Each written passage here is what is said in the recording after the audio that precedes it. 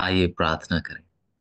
हमारे महान दयालु स्वर्गीय पिता, हम आपका लाखों लाख धन्यवाद करते हैं क्योंकि आपने हमसे प्रेम किया है, अपना अनुग्रह को हमारे ऊपर बरकरार रखा है। परमेश्वर, हम उस लायक तो नहीं कि हम पर कुछ भलाई दिखाई जाए, क्योंकि हम केवल दुष्ट है और केवल आपके विरुद्ध में ही अपने जीवन को जीते। पर आप प्रेमी परमेश्वर है और आप हमें भोर के बाद एक भोर देते हैं, ताकि हम उस नए दिन में हम आपको जान सके और आपके करीब बढ़ सके। हम आपके जब करीब आते हैं, अपने आप को आपके हाथों में सौंपते हैं और अपने पाप और गुनाहों के लिए आपसे क्षमा मांगते हैं। और परमेश्वर, हम प्रार्थना करते हैं कि आप विशेषकर हमारी अगुवाई करें, मदद और सहायता करें जब हम इस पढ़ाई में आगे जाते हैं। आप ही अपने पवित्र आत्मा के द्वारा हमें सिखाइए, हमें पढ़ाइए और हमें आप में मजबूत कीजिए, ताकि मौत भी जब आए तो हम आपको ना त्यागें। परमेश्वर, मैं आपके दासों के लिए प्रार्थना करना चाहता हूँ जो हर एक भोर को वफादारी के साथ इन मीटिंगों में जुड़ते हैं, क्योंकि वो आपसे सीखना चाहते हैं। और हम आपसे प्रार्थना करते हैं कि परमेश्वर, कोई मनुष्य इन पढ़ाइयों में ना सिखाए, पर आपका आत्मा हमें सिखाए और हमारे साथ हो कि हम बहुतों को सिखाने वाले हो सके। आज के पढ़ाई को, आज के समय को, इंटरनेट को, हर एक चीजों को आपके हाथों में सौंपते हैं और प्रार्थना करते हैं कि इस पढ़ाई में आप अपने पवित्र आत्मा के द्वारा आशीषित कीजिए और हमें सिखाइए। धन्यवाद करते हैं क्योंकि आप बड़ा काम हमारे बीच में करने वाले हैं। धन्यवाद करते हुए इस विनती को आपके प्यारे पुत्र, हमारे उद्धारकर्ता प्रभु यीशु मसीह के नाम से मांगते हैं। आमीन।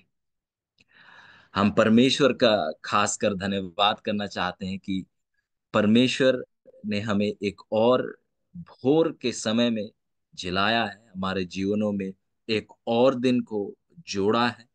और ये केवल परमेश्वर का दया है, प्रेम है। क्योंकि मैं तो इस काबिल नहीं, इतना अच्छा नहीं कि मुझे एक और दिन दिया जाए, पर परमेश्वर ने जो है मुझे एक और दिन दिया और मैं परमेश्वर का धन्यवाद करना चाहता हूँ। और मैं विश्वास करता हूँ कि आप भी परमेश्वर का धन्यवाद करना चाहते हैं, क्योंकि परमेश्वर ने बहुतायत से हम सभी को आशीष किया है। और आइए इस दिन में हम अपनी इच्छाओं को ना पूरी करें। जैसे हम देखते हैं कि जो अ, उत्तर का राजा था, जो रोमन कैथोलिक कलीसिया था, उस 1260 वर्षों के समय में किस प्रकार से अपनी इच्छाओं को पूरी कर रहा था। और अजीजों, हमारे इच्छाएं जो हमारे दिलों से उत्पन्न होती है, केवल वो दुष्ट की इच्छाएं हैं। आइए हम अपनी नहीं, बल्कि हम परमेश्वर की इच्छा को पूरी करें, क्योंकि वो ही भला है, वो ही बेहतरी के लिए है, हमारे लिए, हमारे परिवार के लिए, हमारे भाई बहन जो हमारे द्वार के दूसरी ओर रहते हैं, और हमारे पूरे समाज के लिए, और हमारे आत्मिक जीवन के उन्नति के लिए। और मैं आप सबका धन्यवाद करता हूं और आप सबको स्वागत करता हूं इस पढ़ाई में जुड़ने के लिए, समय निकालने के लिए।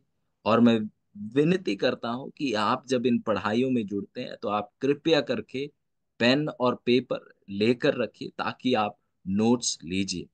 क्योंकि आपको भी आने वाले समय में जब ये पढ़ाइयाँ खत्म हो जाएंगी, शायद परमेश्वर की इच्छा है कि आपके द्वारा जो है इस किताब का गहरा अध्ययन किसी समूह के साथ कहीं पर किसी समय में हो। तो अजीजों, उस समय में, उस पल में अजीजों, आपका सबसे लंबा याददाश्त भी जो है आपका मदद सहायता नहीं कर सकता है। पर जो चीज आपका मदद और सहायता कर सकता है वो है जो बातों को आपने लिखा है। और जब आप लिख कर जब बातों को रखेंगे, तो अजीजों, उन्हें देखते हुए आपको हर एक पढ़ाई जो आज के समय में करेंगे या हम किए हैं, वो सब बातें आपको याद आ जाएगी और आपको जो है पढ़ाई में मदद और सहायता करेगी। और मैं विश्वास करता हूँ और मैं जानता हूँ कि आप सब नोट्स लिख रहे हैं और आप सब गहराई से जो है वचन का अध्ययन भी कर रहे हैं। आइए हम जो है कुछ पल दोहराएं, कुछ थोड़ा सा दोहराएं और इसके साथ जो है हम आगे जो है पढ़ाई में जाए। दानियल का 11 उसका 35 यहाँ इस प्रकार लिखता है, और सिखाने वालों में से कितने गिरेंगे, और इसीलिए गिरेंगे, इसीलिए गिरने पाएंगे कि जांचे जाए और निर्मल और उजाले किए जाए। यह दशा अंत के समय तक बनी रहेगी, क्योंकि इन सब बातों बातों का अंत नियत समय में होने वाला है। तो अजीजों, हम इस आयत को कल के दिन में परख रहे थे कि किस प्रकार से जो सिखाने वाले थे वे गिरे, किस प्रकार से उनके ऊपर जो है इस ताकत, ये रोमन कैथोलिक कलीसी के द्वारा किस तरीके से उनके ऊपर जो है सताहट आई। पर हम देखते हैं कि परमेश्वर ने उस बुराई को जो है भलाई में उत्पन्न किया। हम देखते हैं कि ये सताहट का टाइम जो है उन विश्वासी ईसाई भाई बहनों के लिए एक वो समय रहा जब वो परखे जा रहे थे। वो उस दुख की भट्टी में वो जा रहे थे, और उस दुख की भट्टी से वो निकल कर आए तो और निखर कर आए। और हम इसके साथ और देखते हैं कि वचन बताता है कि ये दशा अंत के समय तक बनी रहेगी। और जैसे हम पढ़ाई कर रहे थे कि जो अंत का समय का शुरुआत कब से हुआ, 1798 ईस्वी के बाद जो है उस अंत का समय का शुरुआत हुआ। इसका मतलब हम अंत के समय में जी रहे हैं, क्योंकि हम देखते हैं कि जो रोमन कैथोलिक कलीसिया है, ये जो पूरा प्रणाली है, हम देखते हैं जहां पर झूठ सिखाया जाता है और झूठ की बातों को बढ़ावा देता है। हम देखते हैं उसके ताकत के दौरान, वो 1260 वर्ष के दौरान कितने विश्वासी जो वचन पर विश्वास करते थे, वचन के अनुसार अपना जीवन जीते थे, उनको मारा गया और उनको काटा गया। और ये चीज केवल उस अंधकार के युग तक सीमित नहीं है, पर ये जो है अंत के समय में भी होगा। और हम देखते हैं कि ये आज के समय में हो रहा है। और अजीजों, जब ये जो छोटा सिंह या उत्तर का राजा आप कह लीजिए, या ये जो ताकत जब दोबारा ताकत में आएगी अंत के समय, यीशु मसीह के आगमन से समय, और यदि आप देखें तो ये ताकत अभी ताकत में आ रही है, पर जब वो पूर्ण रूप से ताकत में आएगी, हम देखेंगे कि ये सताने का दौर दोबारा से जो है जी उठेगा, और बहुत से विश्वासी, बाइबल में विश्वास करने वाले भाई और बहनों को सताया जाएगा।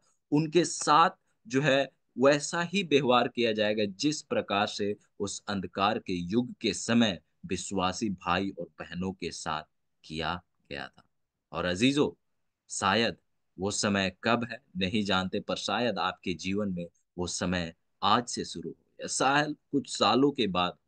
तो आइए इस समय में हम परमेश्वर में बने रहे, उसमें हम मजबूती से बने, ताकि जब वो आंधी और तूफान आएगी सताहट का, दुख का, तो हम डगमगा कर परमेश्वर से दूर न चले जाए, पर हम उस आंधी और तूफान के दौर में भी हम बिल्कुल दृढ़ता से, मजबूती से हम परमेश्वर में बने रहे। फिर वचन कहता है कि क्योंकि इन सब बातों का अंत नियत समय में होने वाला है। अजीजों, ये जो सताहट है, ये जो परमेश्वर के लोगों पर दुख लाया जाना जो है, अजीजों, ये हमेशा नहीं चलता रहेगा, पर उसका जो है परमेश्वर ने एक अंत रखा है। हमने देखा कि जो परमेश्वर के लोग थे उनको सताया जा रहा था, पर उनके लिए परमेश्वर ने सहायता तैयार किया था, उनके लिए राहत का घड़ी तैयार किया था। परमेश्वर ने एक समय जो है बांध रखा था, और जब वो समय आया तो हम देखते हैं कि किस प्रकार से अमेरिका ने जो है विश्वासी भाई बहनों के लिए अपना द्वार खोला, और कुछ पल के लिए, कुछ समय के लिए उन्हें राहत मिला। और कैसे, जैसे हम देख रहे थे 1620 ईस्वी में जो है, और उसके बाद बहुत से लोग जो है अमेरिका में अपना जो है शरण स्थान, अपना घर पाने के लिए विश्वासी भाई बहन उस ओर चले गए। फिर इसके बाद हम 36 में देख रहे थे, यहाँ वचन इस प्रकार लिखता है कि तब वह राजा अपनी इच्छा के अनुसार काम करेगा।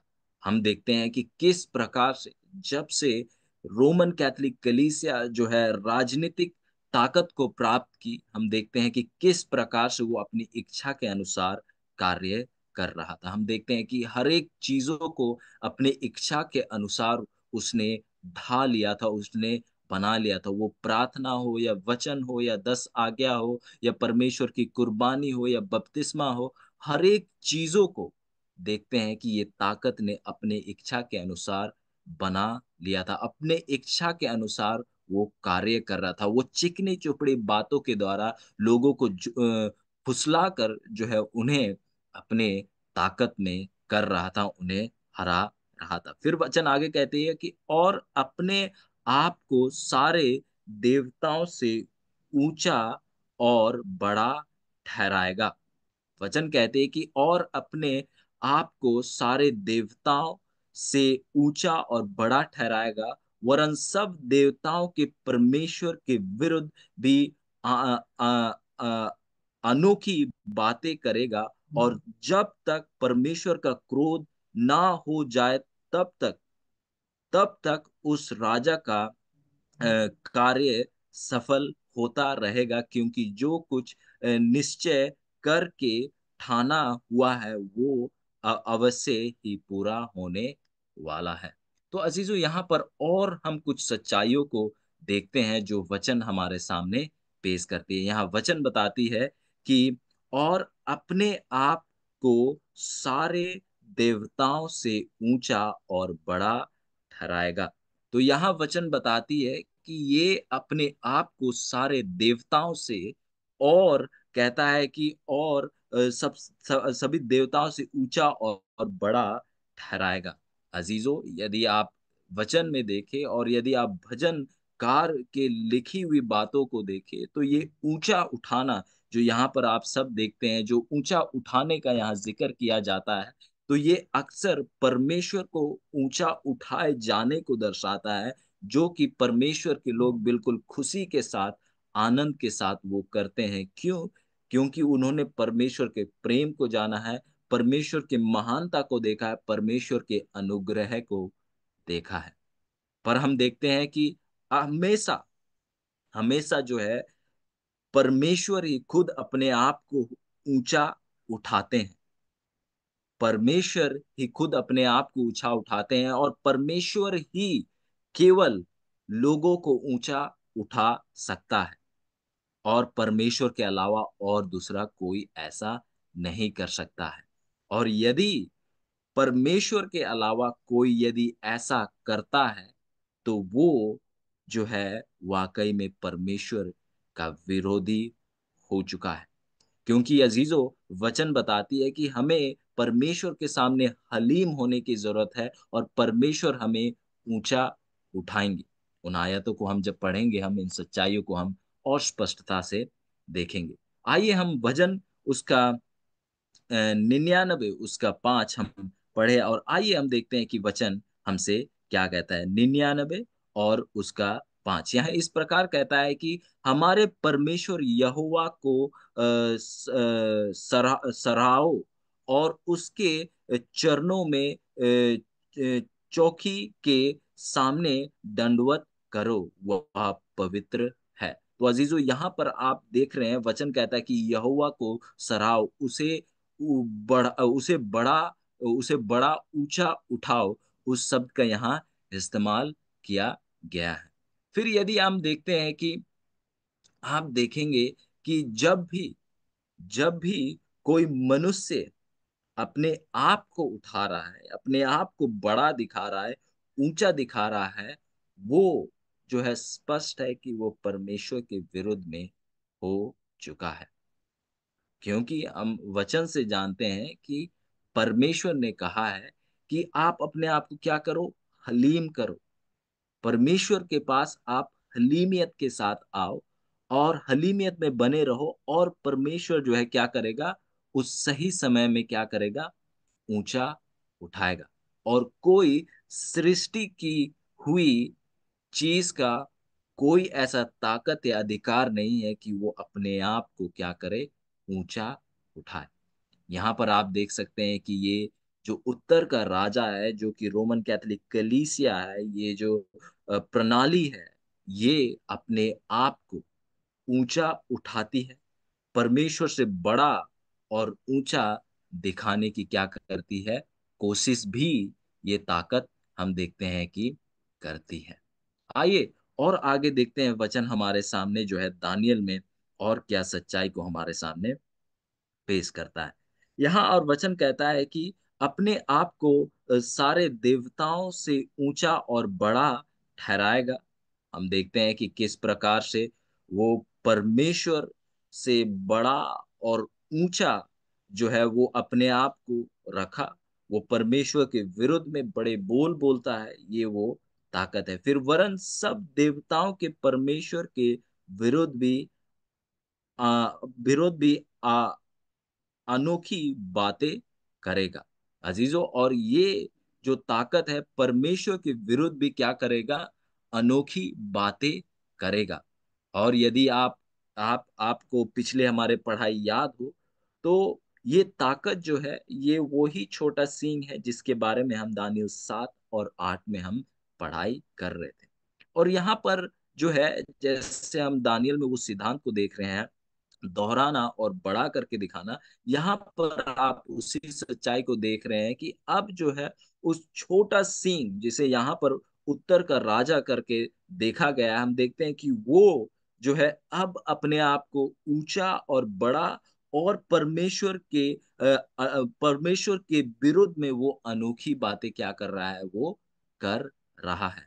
और जैसे हमारे पिछली पढ़ाई से आपको याद होगा कि वो बड़े बोल बोलने वाला उसके पास मुंह है, और हम देखते हैं कि बड़ा बोल, हम देखते हैं किस तरीके से वो परमेश्वर के विरुद्ध में निंदा करता है और बड़े बोल क्या करता है, वो करता है। फिर आइए हम आगे और देखते हैं कि वचन हमें और क्या सच्चाई और क्या बातें हमारे सामने पेश करती है। तो आइए हम आगे देखें और वचन क्या कहती है, और कहती है कि जब तक परमेश्वर का क्रोध ना हो जाए तब तक उस राजा का कार्य सफल होता रहेगा, क्योंकि जो कुछ निश्चय करके ठाना हुआ है वह अवश्य ही पूरा होने वाला है। तो अजीजों, यहाँ पर हमारे सामने और कुछ सच्चाइयों को प्रकाशित किया जा रहा है। और वो सच्चाई क्या है कि जब तक, वचन बताती है कि जब तक जो बातें ठहराए गए हैं, जब तक परमेश्वर का क्रोध ना हो जाए तब तक, जब तक परमेश्वर का क्रोध पूरा ना हो जाए, जब तक परमेश्वर का क्रोध उनके ऊपर ना आए, तब तक जो है उस राजा का कार्य सफल होता रहेगा। तो अजीजों, आप देखते हैं कि ये जो छोटा सींग जो है, ये उत्तर का राजा जो है, ये रोमन कैथोलिक कलीसिया जो है, ये बड़े बोल बोलेगा, ये अपने आप को ऊंचा और बड़ा ठहराएगा, परमेश्वर के विरुद्ध में बड़ी बातें करेगा, और इन इसके द्वारा, अपने आप को ऊंचा दिखाने के द्वारा, बड़ा दिखाने के द्वारा, परमेश्वर के विरुद्ध अनोखी बातें करने के द्वारा, हम देखते हैं कि ये ताकत जो है बहुत लंबे समय तक क्या होगा, सफल भी होगा, सफल भी होगा। और यदि आपको याद हो, दानियल 8 में हमने देखा, दानियल 9 में देखा और दानियल 7 में देखा, जहां पर जब छोटा सींग का जिक्र किया गया, इस ताकत का जिक्र किया गया पिछले अध्यायों में, हम देखते हैं कि किस प्रकार से ये ताकत जो है विश्वासियों के ऊपर जो है वो जीत हासिल करता है। हम देखते हैं कि किस प्रकार से जो है विश्वासियों को इस ताकत के हाथों में जो है 1260 वर्ष के लिए किया गया। और हम देखते हैं कि दानियल 8 का 12 और 24 में देखिए, वहां बताता है वचन कि वो क्या करता है, वो वो कार्य करता है, और वो क्या होता है, वो सफल भी होता है, और जो विश्वासी लोग हैं उनके ऊपर वो जीत भी हासिल करता है, क्योंकि उसको जो है ताकत, उसको जो है कार्य करने के लिए 1260 वर्ष जो है दिए गए थे। अजीजों, जो ताकत को आप दानियल 11 का 36 में देख रहे हैं, ये कोई और नहीं बल्कि वो ही ताकत है जिसके बारे में हम दानियल 7 और 8 में देख रहे थे, वो छोटा सिंह जो कि रोमन कैथोलिक कलीसिया है। और अजीजों, यदि आप कलीसियाओं को देख ले, तो अजीजों एक ही कलीसिया है जो अपने आप को ऊंचा और बड़ा ठहराता है, और वो रोमन कैथोलिक कलीसिया है। और एक ही कलीसिया है जो परमेश्वर के विरुद्ध में अनोखी बातें करता है, और वो जो है रोमन कैथोलिक कलीसिया है। और अजीजों, हमने इन बातों को पढ़ा है, और इन बातों को क्या किया है, हमने परखा भी है। तो यहाँ और कहता है कि क्योंकि जो कुछ निश्चय करके ठहराया हुआ है, वो अवसर ही पूरा होने वाला है। और हम देखते हैं कि जो ये छोटा सींग जो ताकत है, ये जो रोमन कैथोलिक कलीसिया जो है, ये कार्य करेगा और सफल भी होगा अपनी झूठी बातों के द्वारा। ये कई लोगों को जो भरमाने में भी ये सफल होगा। पर वचन बताता है कि निश्चय करके जब वो समय जब पूरा होगा, तो जो ठाना हुआ अवसर में क्या होगा, वो हर एक बातें क्या हो जाएंगी, पूरा हो जाएंगे। और यदि आप देखें तो वचन कहता है क्योंकि जो कुछ निश्चय करके ठाना हुआ है, वह अवश्य ही पूरा होने वाला है। और यदि आप देखें, परमेश्वर ने हर एक चीज के लिए क्या है, एक समय रखा है। और हम देखते हैं कि ये ताकत को कितने समय के लिए समय दिया गया था, 1260 भविष्यवाणी दिन के लिए दिया गया था। और हम देखते हैं कि जैसे परमेश्वर ने उसे इतना समय दिया था, हम देखते हैं कि उस समय के अंत पर, जो कि 1798 में, हम देखते हैं कि इस ताकत को एक प्राण घातक घाव मिला। मतलब ये ताकत का एक अंत हुआ। एक अंत हुआ जैसे परमेश्वर ने कहा, और परमेश्वर ने जैसा कहा था कि जब होगा तभी ऐसा हुआ। फिर वचन हमें ये भी बताती है कि ये ताकत जो है, अंत के समय में दोबारा क्या होगा, ये ताकत दोबारा आएगा। पर हम देखते हैं वचन कहती है कि निश्चय कर के ठाना हुआ है, वह अवश्य ही पूरा होगा। जो बात परमेश्वर ने निश्चय किया है, जो बात परमेश्वर ने ठाना है, वो बात जो है अवश्य पूरा होगा। मतलब ये ताकत दोबारा ताकत में आएगी। पूरे जो ये दुनिया के जो भी राजाएं हैं, जो भी राजनीतिक, जो बड़े बड़े अधिकारी हैं, सब, यदि हम जैसे हम पिछले समय में पढ़ाई कर रहे थे, किस प्रकार जो है पोप को एक राजा के समान दिया देखा जाता है, उसका आदर सम्मान, उसका पूजा किया जाता है। आप देखेंगे कि पोप जो है चिकनी चुपड़ी बातों के द्वारा दोबारा आने वाले भविष्य के समय में, जिसके बारे में हम आगे पढ़ेंगे, आने वाले समयों में आप देखेंगे कि पोप चिकनी चुपड़ी बातों के द्वारा अपने जो है कुछ लालचों को पेश करते हुए, जो दुनिया के जो राजनीतिक है, बड़े बड़े जो जो नेताएं हैं, प्रधान हैं, हम देखेंगे कि वो सब उसके बातों में आ जाएंगे, और ये दोबारा से उस औहदे में, उस ताकत में आ जाएगा जैसे वो अंधकार के युग के समय में था। और फिर परमेश्वर के लोगों के ऊपर सताहट आएगी, और ये आनी ही है, क्योंकि भविष्यवाणी ने इन बातों को स्पष्ट लिखा है। पर अजीजों, वचन कहता है कि जो ठानी हुई है, वह अवश्य ही पूरा होगा। अजीजों, ये ताकत जो है परमेश्वर के लोगों को हमेशा नहीं सताएगा, पर इस ताकत का एक अंत परमेश्वर ने रखा है। जैसे अंधकार के युग के समय में इसको ताकत दिया गया था, और उसका अंत परमेश्वर ने रखा था, उसी प्रकार से जब ये ताकत रोमन कैथोलिक कलीसिया दोबारा विश्व ताकत बन जाएगी, उसका भी परमेश्वर ने अंत रखा है। और जब उसका अंत होगा, तो वो समय होगा जब यीशु मसीह आएंगे और हम सभी को अपने साथ लेकर चले जाएंगे। और अजीजों, यदि आप प्रकाशित वाक्य 15 उसका 1 और उसका 8 पढ़े, या 17 का 17 पढ़े, तो वहां पर एक सच्चाई को हमारे सामने पेश किया जाता है कि परमेश्वर का क्रोध जो है, परमेश्वर का क्रोध जो है, उसका एक अंत होगा। मतलब उसका जो है अंत जो है, उसका खात्मा जो है कब होगा, जब वो 7 आखिरी विपत्ति जो है का अंत होगा। ये कब जो है, ये दोबारा से जब ये रोमन कैथोलिक कलीसिया ताकत में आएगी, तो उसका अंत कब है, उस परमेश्वर का क्रोध का अंत कब पहुंचेगा, जब वो आखिरी 7 विपत्ति का जो है अंत होगा। जब आखिरी 7 विपत्ति जब पड़ जाएगी तो वो समय होगा जब जो है हर एक चीज़ का अंत होगा और एक नया शुरुआत होगा। अज़ीज़ों, ये बड़ा सुंदर सच्चाई है और जब हम प्रकाशित वाक़या में पढ़ेंगे तो हम इन बातों को भी 7 विपत्तियाँ को जो आने वाली है उन बातों को भी हम पढ़ेंगे और देखेंगे कि किस प्रकार से ये परमेश्वर जो है इस ताकत का हमेशा के लिए अंत करेंगे। और अज़ीज़ों, अ, जैसे हम वचन में देखते हैं परमेश्वर को जो है दुष्ट के दुष्ट के मरने से उन्हें प्रसन्नित नहीं होते हैं। और परमेश्वर ने यदि इतना लंबा समय है तो परमेश्वर जो है इस ताकत को जो कि परमेश्वर से अलग होगी है, परमेश्वर इनको जीतने की कोशिश कर रहे हैं।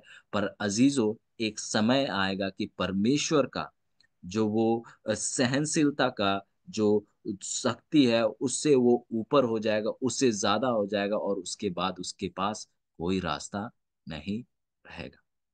अज़ीज़ों, हम देखते हैं कि जो दानिय्येल उसका यदि आप 11 का 31 से लेके 39 तक पढ़े, तो वहाँ जो है उत्तर का राजा का ज़िक्र किया जाता है, जो कि परमेश्वर के लोगों को सताएगा और वो सफल भी होगा। पर इसके बाद उसका भी चर्चा किया जाता है कि वो एक प्राणघातक घाव को भी प्राप्त करेगा। जिसके बाद जो है कुछ समय के लिए उसका ताकत जो है वो उस वैसा नहीं रहेगा, पर जो है ये जो है दोबारा ये ताकत हासिल करेगा और ये ताकत जब हासिल करेगा कुछ समय के लिए होगा और जो है वो सफल भी होगा, पर उसके बाद जो है इसका ताकत का हमेशा के लिए अंत होगा, जिसके बाद ये दोबारा ताकत में नहीं आएगा और वो जब होगा, जब वो आखिरी 7 विपत्ति, आखिरी का जो 7 विपत्ति है वो उसके ऊपर जब आएगा, तो वो जो है इस ताकत के ऊपर एक परमेश्वर का न्याय होने वाला है। तो अज़ीज़ों, जो परमेश्वर ने कहा है, जो परमेश्वर ने निश्चय किया है, अज़ीज़ों वो निश्चय है कि वो पूरा होगा। वो पूरा होगा और वो जो है जो भी पूरा होगा पूर्ण रूप से वो क्या होने वाला है? पूरा होने वाला है। तो अज़ीज़ों, हम इस सच्चाई को हम दानिय्येल उसका 11 का 36 में देखते हैं कि किस प्रकार से ये रोमन कैथोलिक कलीसिया है अपनी इच्छाओं के अनुसार कार्य करेगी। फिर वो किस प्रकार से अपने आप को ऊँचा और बड़ा ठहराएगी। किससे ऊँचा और बड़ा?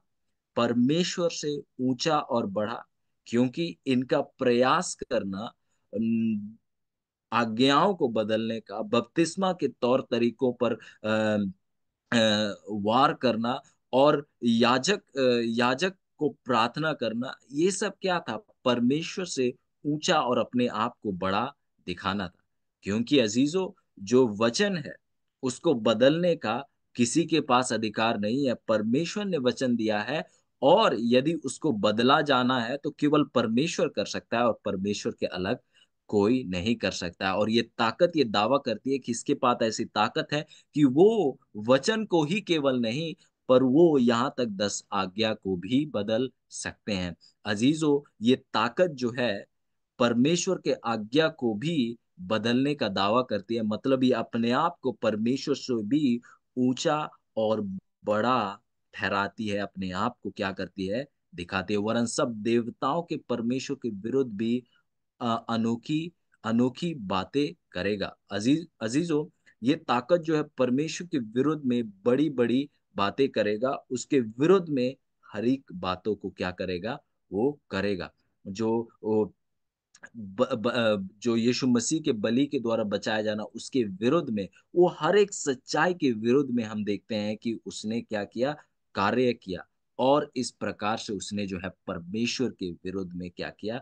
कार्य किया। पर हम देखते हैं कि परमेश्वर का क्रोध ना हो जाए तब तक उस राजा का जो जो कार्य है सफल होता रहेगा। अज़ीज़ों, जब तक वो समय नहीं पहुँचेगा, जब परमेश्वर का क्रोध उंडेला जाए, हम देखते हैं कि तब तक, मतलब जब तक परमेश्वर का सहनशीलता उस ताकत के ओर रहेगा, तब तक वो सफल रहेगा और जब परमेश्वर का क्रोध पूरा होगा, तब इस ताकत का भी अंत होगा। और हम देखते हैं कि जैसे वचन में लिखा था वैसे ही इतिहास में हुआ, और जैसे वचन में लिखा है वैसा भविष्य में भी होने वाला है। और हम देखते हैं कि वो पूरा जरूर होगा। परमेश्वर के ठहराए हुए समय पर इस ताकत का जो है पूर्ण रूप से खात्मा होगा, और ये ताकत दोबारा ताकत में कभी भी नहीं उठेगी। और इसके बाद आइए और कुछ बातों को जो है हम यहाँ देखते हैं और परखते हैं। 37 इस प्रकार लिखता है, वह अपने पुरखाओं के देवताओं की चिंता ना करेगा, ना स्त्रियों की प्रति की कुछ चिंता करेगा, और ना किसी देवता की, क्योंकि वह अपने आप ही को सभी के ऊपर ठहराएगा। तो अजीजों, अब हमारे सामने और कुछ सच्चाई पेश की जा रही है, और हम देखते हैं कि दानियल 11 का 36 में हमारे सामने कुछ सच्चाई पेश की गई। और वो सच्चाई क्या था कि किस प्रकार से जो है छोटा सींग का अंत होगा, परमेश्वर के निश्चय किए योजना का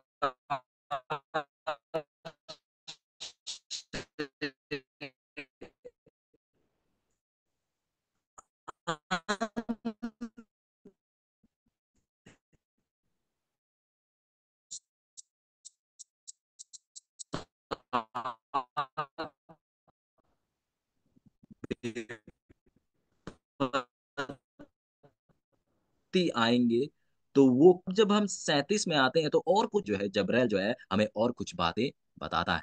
यहाँ वचन बताती है, और अपने पुरखाओं के देवताओं की चिंता ना करेगा।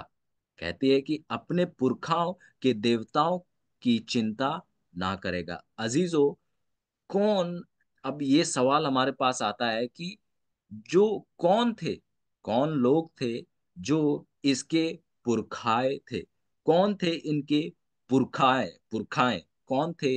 ये ताकत जो है रोमन कैथोलिक कलीसिया जो है इसके पुरखाए कौन थे? और अजीजों, जो जवाब है वो क्या है? इनके पुरखाए जो थे वो क्या थे? वो चेले थे। क्योंकि हम देखते हैं कि कलीसिया का स्थापना या कलीसिया का शुरुआत जो है उन 12 चेलों के द्वारा किया गया था। और हम देखते हैं तो ये जो पुरखाएं जिनका जिक्र किया जा रहा है वो कोई और नहीं बल्कि वो परमेश्वर के चेले हैं। और हम देखते हैं, कहता है कि वह अपने पुरखाओं के देवताओं की चिंता ना करेगा, ना स्त्री की प्रतीति की कुछ चिंता करेगा, और ना किसी देवता की। तो आप यहाँ देखते हैं कि ये जो ताकत है पुरखाओं की चिंता नहीं करेगा, मतलब ये पुरखाएं जिस परमेश्वर की उपासना करते थे उस परमेश्वर की ये उपासना नहीं करेगा। ये जो है किसी और की ही उपासना करेगा जो परमेश्वर नहीं है। ये कहें तो ये अपने आप की ही उपासना करेगा। मतलब अगर हम दूसरे शब्दों में देखें, ये जो है किसकी उपासना कर रहा है? वाकई में शैतान की उपासना कर रहा है। हम देखते हैं कि जो चरित्र, यदि आप रोमन कैथोलिक कलीसिया के चरित्र को उठा कर देखें और उस चरित्र को आप यदि शैतान के चरित्र के तुलना में देखें, आप देखेंगे कि इनका चरित्र जो है बहुत ज्यादा मेल खाता है। और इससे आपको स्पष्ट हो जाता है कि वाकई में इस ताकत के पीछे जो ताकत काम कर रही है वो कोई और नहीं बल्कि शैतान का ताकत है। अजीजों, जो चेले थे उन्होंने परमेश्वर पर विश्वास किया, परमेश्वर के वचन के आधार पर जो है उन्होंने प्रचार किया और उसके आधार पर अपने जीवन को जिया। पर हम यहाँ देखते हैं कि ये कलीसिया, जो रोमन कैथोलिक कलीसिया जो है, ये परमेश्वर के वचन पर विश्वास नहीं करती है, परमेश्वर के वचन के विरुद्ध में जाती है, और परमेश्वर कि बोली हुई बातों का कोई आदर सम्मान नहीं करते। वे खुद विचारों के अनुसार जो है अपने आप को चलाते हैं और अपने कलीसिया को भी चलाते हैं। तो आप यहाँ देख सकते हैं किस प्रकार से इन्होंने जो है अपने पुरखाओं की भी चिंता नहीं की।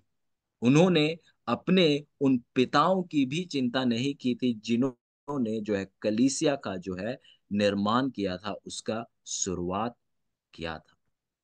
अजीजों, ये जो उत्तर का राजा है, वो जो है सच्चे सीख से, वचन के सच्चाई से क्या हो गया, वो दूर हो गया, हट गया, और उन चीजों को करने लगा, उन चीजों को सिखाने लगा जिनको चेलों ने कभी नहीं सिखाया था। उन चीजों को सिखाने लगे जो परमेश्वर ने कभी भी नहीं कही थी। फिर यहाँ इस प्रकार लिखता है, ना स्त्रियों की प्रतीति की कुछ चिंता करेगा। अब अजीजों, यहाँ पर एक बहुत बड़ी सच्चाई जो है वह हमारे सामने पेश करता है। यहाँ पर एक बहुत बड़ी सच्चाई जो है हमारे सामने वचन पेश करता है, और आप कहेंगे कि ये जब वचन कह रहा है कि ये स्त्रियों की चिंता ना करेगा, तो इसका मतलब क्या है? इसका मतलब क्या है? और अजीजों, यदि आप कुछ ज्ञान रखते हो रोमन कैथोलिक कलीसिया के बारे में, तो आप देखते हैं कि जो उनके याजक हैं, जो उनके जो एल्डर्स है, आप कह लीजिए, ये जो बिशप है, आप देखते हैं कि वे जो है विवाह नहीं करते हैं। वे जो है विवाह नहीं करते हैं। और हम देखते हैं कि जब हम वचन में जाकर देखते हैं, यदि आप देखें यहाँ पर, अगर मैं कुछ शब्दों में कहूं तो यहाँ उस एक एक कहेंगे कि एक मूल जो सिद्धांत है रोमन कैथोलिक कलीसिया में याजकों के लिए, जो कि उनको विवाह नहीं करना है, जो मूल सिद्धांत है जो रोमन कैथोलिक याजकों के लिए, वो ये है कि वे विवाह ना करें। और आप जाकर देखिए, जो याजक है वो विवाह नहीं करते। और ये जो है सीधे सीधे तरीके से परमेश्वर के वचन का विरोध है। क्या आपको ये पता था? आप यदि याजक हैं और यदि आप विवाह नहीं करते हैं, तो ये सीधे सीधे तरीके से परमेश्वर के विरुद्ध में है। क्योंकि वचन जो है, याजक जो है, उनका जो है कैसा जीवन होना चाहिए, उसका जो है वो वर्णन करते हैं।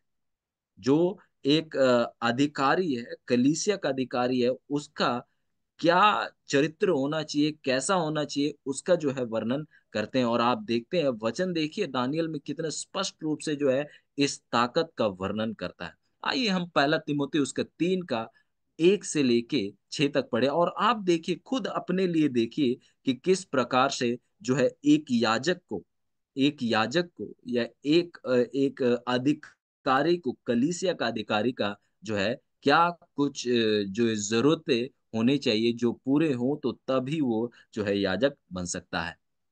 पहला तिमोथी उसका 3 का 1 से लेकर 6 तक यहाँ इस प्रकार लिखता है, यह बात सत्य है कि जो अध्ययन होना चाहिए, जो अध्ययन होना चाहता है, अध्यक्ष होना चाहता है, यह बात सत्य है कि जो अध्यक्ष होना चाहता है, तो वह भले काम की इच्छा करता है। तो सबसे पहला बिंदु कि जो अध्यक्ष होना चाहता है, जो कलीसिया का अध्यक्ष बनना चाहता है, वो पहला, सबसे पहला जो याजक बनना चाहता है, अध्यक्ष बनना चाहता है, एल्डर्स बनना चाहता है, डीकन बनना चाहता है, सबसे पहला बिंदु कि वो क्या हो, भले काम का इच्छा करता हो। सवाल, क्या रोमन कैथोलिक कलीसिया के जो याजक है, क्या वो भले काम का इच्छा करते हैं? नहीं। अजीजों, शायद कुछ ऐसे अध्यक्ष हो, वो बहुत भले रूपी से परमेश्वर के हर एक बातों को करते हो, पर यदि आप सामूहिक रूप में देखें तो हम देखते हैं कि ये ताकत जो है ऐसा नहीं करती है। हम देखते हैं कि लोगों को सताती है, लोगों को जो पाप जो सीधे तरीके से जो है परमेश्वर के तक पहुंचने चाहिए यीशु मसीह के द्वारा, हम देखते हैं कि वो उसके बीच में भी क्या हो जाते हैं, आ जाते हैं, वो वचन के विरुद्ध में जाते हैं। और फिर 2 इस प्रकार लिखता है, सो चाहिए कि अध्यक्ष निर्दोष और एक ही पत्नी का पति सहमी, सुशील, सभ्य और पहुनाई करने वाला और सिखाने में निपुण हो।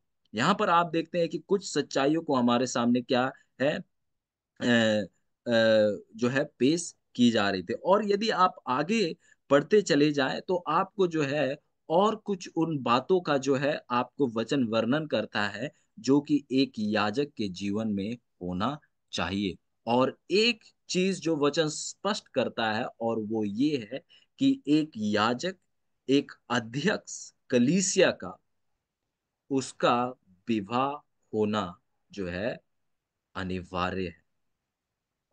उसका विवाह होना जो है अनिवार्य है। और इसी कारण से यदि आप एडवेंटिस्ट कलीसिया में देखें तो यदि किसी का विवाह नहीं हुआ है तो उसे कभी ऑर्डेन नहीं किया जाता है। यदि किसी का विवाह नहीं हुआ है तो उसे जो है एल्डर भी नहीं बनाया जाता है, ना ही उसे डीकन बनाया जाता है। अजीजों, यदि कोई कलीसिया सच्चाई पर स्थापित नहीं है तो अजीजों, हमें ऐसे कलीसिया से दूर रहने की जरूरत है। क्योंकि यदि आप ऐसे कलीसिया में बने रहेंगे तो वो कलीसिया आपको अपने अंधकार में क्या कर लेगा, शामिल कर लेगा। तो अजीजों, यहाँ पर हम एक और सच्चाई को हम देखते हैं जो कि रोमन कैथोलिक कलीसिया के सिद्धांत पे पाया जाता है कि जो याजक है वो विवाह ना करे, पर वचन कहते हैं कि जो याजक है उनका विवाह होना क्या है, अनिवार्य है। तो आइए और हम कुछ बातों को यहाँ देखेंगे दानियल 11 में दोबारा जाते हुए, कि आइए और हमारे सामने परमेश्वर और किन बातों को पेश करते हैं। और यहाँ वचन कहता है कि चिंता करेगा और ना किसी देवता की किसी, क्योंकि वह अपने आप ही को सबों के ऊपर बड़ा ठहराएगा। और हम देखते हैं अजीजों कि वो किसी देवताओं की आप कह लीजिए, वो जो है आप एक तरफ से कह सकते हैं कि ये जो है परमेश्वर से भी अपने आप को ऊंचा और बड़ा दिखाता है। ये किसी का आदर सम्मान नहीं करता, ये जो है स्वर्ग के परमेश्वर से भी अपने आप को ऊंचा दिखाता है। इसका मतलब ये अपने आप को जो इस दुनिया में जो ताकतें हैं, जो राजनीतिक ताकत है हम देखते हैं, उनसे भी अपने आप को ऊंचा देखता है। और यदि आप देखें अजीजों, जितने भी राजनीतिक ताकत है, जितने भी बड़े बड़े जो मंत्री हैं, सब जो है इस पोप की पूजा करते हैं। सब इसके सामने अपने सरों को अजीजों झुकाते हैं। तो आप देखते हैं कि किस प्रकार से ये ताकत अपने आप को ऊंचा और बड़ा दिखाता है। अजीजों, वचन देखिए किस प्रकार से जो है इस ताकत के झूठ को पर्दाफाश करता है। अजीजों, आप खुद इन बातों को पढ़िए। आप मेरे मेरे शब्दों के लिए जो है इन बातों को ना मानिए, पर आप खुद जो है इन आयतों का खोज कीजिए। आप इनको गहराई से ढूंढिए और देखिए क्या ये ऐसा है कि नहीं, क्या ये ऐसा है कि नहीं, क्या जो बातें हमने अब तक देखी उनमें सच्चाई है कि नहीं। अजीजों, हमें जो है बेरेन के लोगों की तरफ बनने की जरूरत है। यदि आप बेरेन के लोगों के बारे में पढ़े, वे जो है जब पौलुस उपदेश देता था तो हम देखते हैं कि वे जो है पौलुस के उपदेश को बड़े ध्यान से सुनते थे।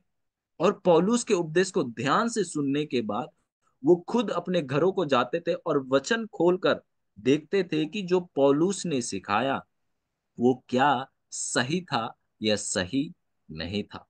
और अजीजों, आपको भी मैं आपसे विनती करूंगा कि आप भी खुद खोज कीजिए। आप खुद भी खोज कीजिए और देखिए कि जो बातें हम सीखते हैं हर एक सवेरे में, क्या वो बातें वाकई में सच है, क्या वो वचन के अनुसार है या नहीं। और आप इस बात को देखिए, क्या ये बातें इतिहास में भी बिल्कुल ऐसी हैं या नहीं। और अजीजों, आप देखेंगे कि परमेश्वर की दया से जो भी बातों को हमने सीखा वो वचन के बिल्कुल अनुसार है।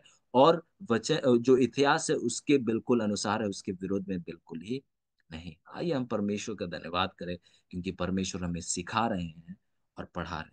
आइए 38 को हम देखते हैं, और 38 हमें क्या बताता है और क्या सिखाता है। 38 इस प्रकार लिखता है, वह अपने राजपद पर स्थिर रहकर स्थिर रहकर दृढ़ गढ़ों ही के देवता का सम्मान करेगा। एक ऐसा देवता का जिसे उसके पुरखा भी ना जानते थे। वह सोना, चांदी, मणि और मन भावनी वस्तुएं चढ़ाकर उसका सम्मान करेगा।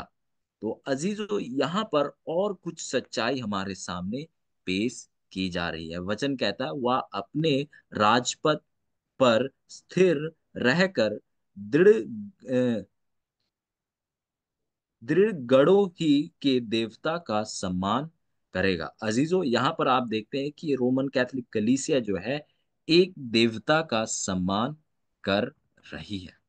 और यदि मैं कहूं कि जो ये ताकत जो है, ये किसका आदर सम्मान कर रही थी, क्योंकि हमने अब तक पढ़ाई में देखा कि जो भी चीजें ये कर रहा था या कर रहा है, आप कहेंगे कि ये तो वाकई में जो है सच्चे परमेश्वर का, तो सच्चे परमेश्वर का तो वाकई में ये क्या है, वाकई में सच्चे परमेश्वर का तो आदर सम्मान नहीं कर रहा है। और आप जब हम देखते हैं कि अब तक जहां तक हमने पढ़ा, ये बात उम्मीद करता हूं ये स्पष्ट हो गया है कि वाकई में रोमन कैथोलिक कलीसिया ने जो है सच्चे परमेश्वर का तो आदर और सम्मान नहीं किया है।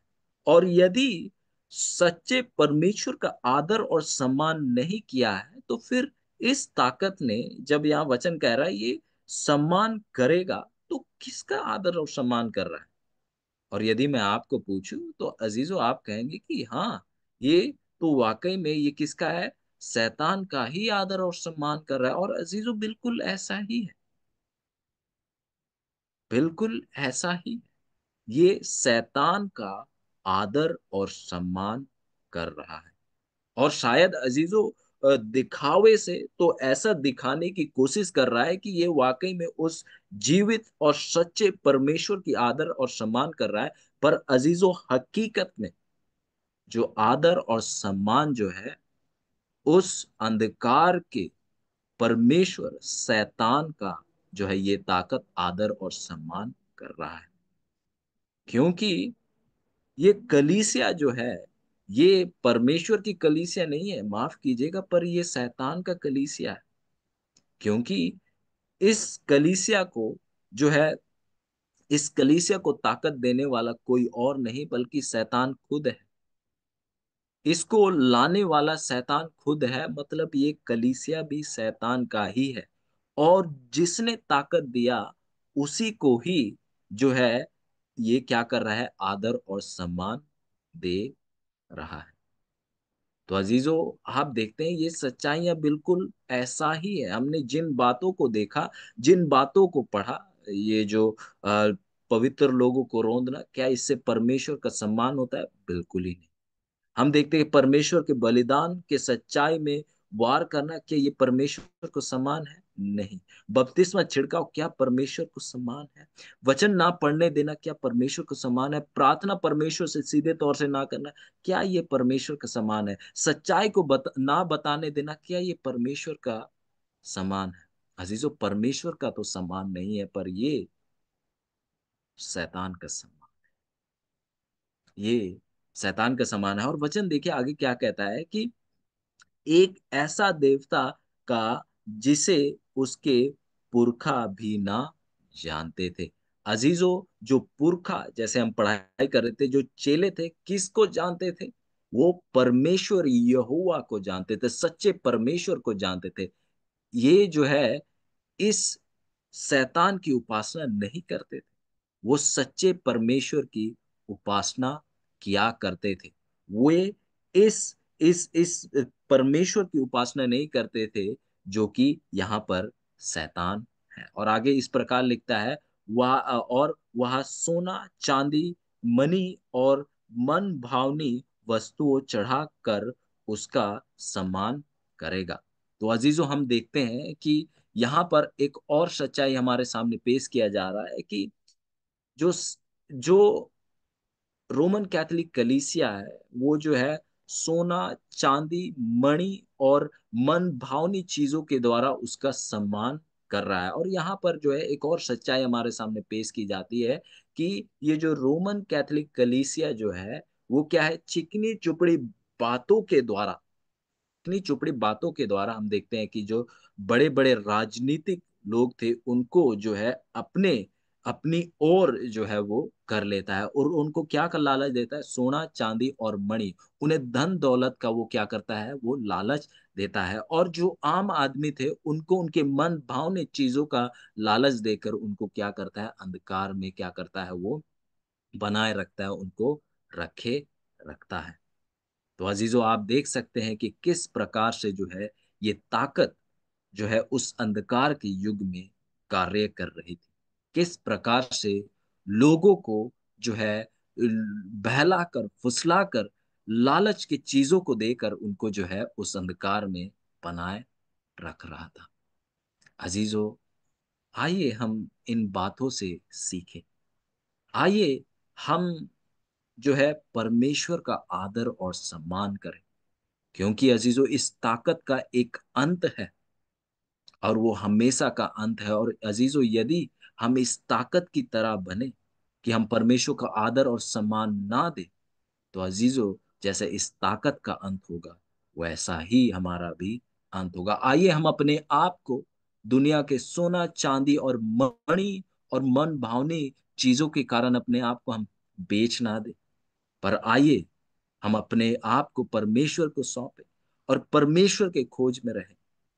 और हम जैसे वचन वायदा करते हैं, हम परमेश्वर को वाकई में पाएंगे, उनको प्राप्त भी करेंगे। अजीजों,